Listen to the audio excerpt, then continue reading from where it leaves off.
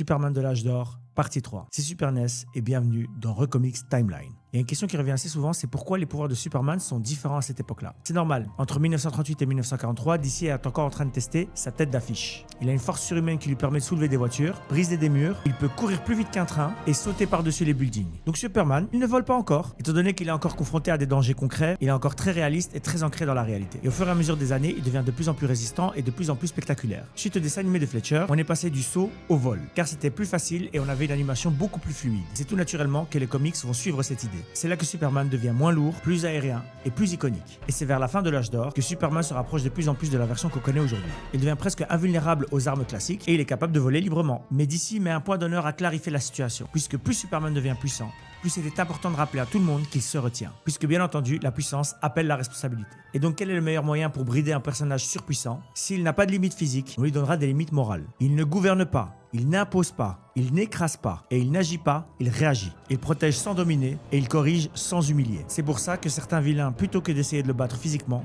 vont essayer de le corrompre. Il devient le héros central autour de quoi tout s'organise, une puissance encadrée par une éthique stricte. Il est plutôt un idéal, une utopie, plutôt qu'une autorité. Et il devient un modèle narratif qu'on pourra utiliser sur d'autres personnages. Il devient le héros absolu. Et d'ailleurs, le prochain personnage dont on va parler, beaucoup plus sombre, se définit par rapport à lui. Vers la fin de l'âge d'or, Superman n'a pas encore tous ses pouvoirs définitifs, mais il a quelque chose qui ne changera plus jamais, ou du moins, peut-être, son sens moral, et donc le fait de savoir quand il ne faut pas utiliser la force. On se revoit la semaine prochaine avec un nouveau personnage qui commence par un B.